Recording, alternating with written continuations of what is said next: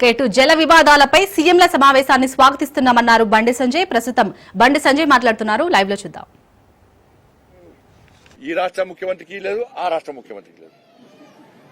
కేంద్ర ప్రభుత్వం సహకరిస్తున్న విషయాన్ని కూడా కనీసం వీళ్ళను గొప్పదని చెప్పుకునే స్థాయిలో వీళ్ళేరు. సరే, నిన్న తెలంగాణ రాష్ట్ర ముఖ్యమంత్రి గారు పెద్దన పాత్ర పోషిస్తుంది కేంద్రం అంటే సంతోషమే, దాన్ని సాధిస్తుంది. దాన్ని కానీ తిట్టుడు బంద్ చేయాలి, కేంద్రం తిట్టుడు బంద్ చేయాలి. మాకు రెండు రాష్ట్రాలు ముఖ్యం, ఈ రాష్ట్రం ఆ రాష్ట్రం కాదు. బీఆర్ఎస్ ఏం చేస్తున్నారు, కేంద్రం కూడా కమిటీ చేస్తారంటే వాళ్ళకే సపోర్ట్ ఇస్తారు. ఇవాళ గత ప్రభుత్వం ఉన్నప్పుడు గతంలో బీఆర్ఎస్ పార్టీ కుమ్మక్కైంది, ఇప్పుడు ఈ పార్టీ కాంగ్రెస్ పార్టీ కుమ్మక్కైతున్నది. గతంలో మీరు చూసే రొయ్యల పులుసు స్టోరీ తెలిసే మీ అందరికీ. అది గతంలో ఆ రాష్ట్రంతో ఆ పార్టీ ప్రభుత్వం కుమ్మక్కైంది, ఇప్పుడు ఈ ప్రభుత్వంతో ఈ పార్టీ కుమ్మక్కైతుంది. ఈ కుమ్మక్కు రాజకీయాల వల్ల తెలంగాణకు అన్యాయం జరుగుతుంది. తెలంగాణ సమాజం ఆలోచించాలి. కుమ్మక్కు రాజకీయాలు కావాలన్నా కమిట్మెంట్ తో రెండు రాష్ట్రాల ప్రయోజనాలు కాపాడాలని చెప్పి ఆలోచించే భారతీయ జనతా పార్టీ ప్రభుత్వం మీకు కావాలన్నా ఆలోచించండి.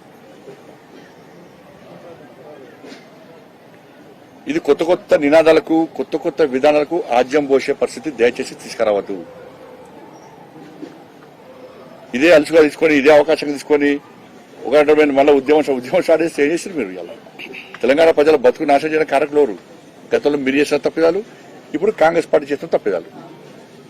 ఎవరు బతుకులన్నా ఈ 11 సంవత్సరాలు బాగుపడ్డాయా? ఈ సంవత్సరాల కాలంలో కాంగ్రెస్ పార్టీ ప్రభుత్వంలో ఏమైనా బాగుపడ్డాయా? వాళ్ళు బాగుపడుతున్నారు, వాళ్ళ కుటుంబాలు బాగుపడుతున్నారు తప్ప ప్రజలకు ఏ కోశాన కనీసం న్యాయం జరుగుతలేదు. కాబట్టి రెండు రాష్ట్రాల ప్రయోజనం కాపాడే ఉద్దేశంతో ఇలా కేంద్ర ప్రభుత్వం ఇరు రాష్ట్రాల ముఖ్యమంత్రులను కూర్చోబెట్టి మొదటి విజయం సాధించింది.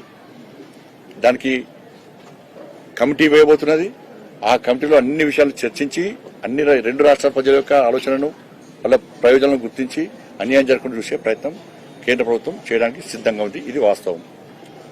దాంతోపాటు బీసీ రిజర్వేషన్ సంబంధించి నేను మళ్లీ డిమాండ్ చేస్తున్నా, పూర్తిగా 42% రిజర్వేషన్లను కేవలము బీసీలకు కేటాయించాలి. పూర్తి 42% బీసీలకు కేటాయించాలని చెప్పి భారతీయ జనతా పార్టీ డిమాండ్ చేస్తున్నది. మీరు పూర్తి 42% బీసీలకు కేటాయించండి. కేంద్రంలో ప్రధానమంత్రితో గారితో సహా అందరిని ఒప్పించే బాధ్యత మేము తీసుకుంటాం. దానికి మేము సిద్ధం. మీరు 10% ముస్లిం ఎట్లా కలుపుతారు? దేశ జనాభాలో, రాష్ట్ర జనాభాలో 12% ముస్లిం జనాభా, సరే 12.53 ఉంటుంది. 12% ముస్లిం జనాభా. ఈడబ్ల్యూఎస్ లో ఆల్రెడీ వాళ్ళు రిజర్వేషన్ పొందుతున్నారు. ఈడబ్ల్యూఎస్ లో రిజర్వేషన్ పొందుతున్నారు వాళ్ళు. ఇవాళ 10% కూడా రిజర్వేషన్ ఇస్తే 12% ఉన్న ముస్లిం జనాభాకు అందరికీ రిజర్వేషన్ వస్తుంది. 100కు 100% వారు రాజకీయంగా దీని పరంగా రిజర్వేషన్ పొందుతున్నారు. 100%. మరి కేసీఆర్ గారి యొక్క సమగ్ర కుటుంబ సర్వేలో 51% బీసీ జనాభా అని వచ్చింది. ఇలా కాంగ్రెస్ పార్టీ కులగణలో 46% బీసీ జనాభా అని వచ్చింది. ఇంకా 5% ఏడవైంది. మరి ఈ 5% దాదాపు 18 లక్షల మంది ఉంటారు. అంటే 18 లక్షల మంది బీసీ జనాభాను పరిగణలోకి తీసుకోవాలి. వెళ్ళాల వాళ్ళు గాలికి వదిలేసారు. ఇవాళ వాళ్ళ పరిస్థితి ఏంది? వాళ్ళ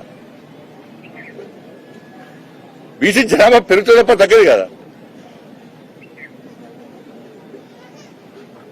ఇలా కాంగ్రెస్ పార్టీ ఇచ్చే 42%లో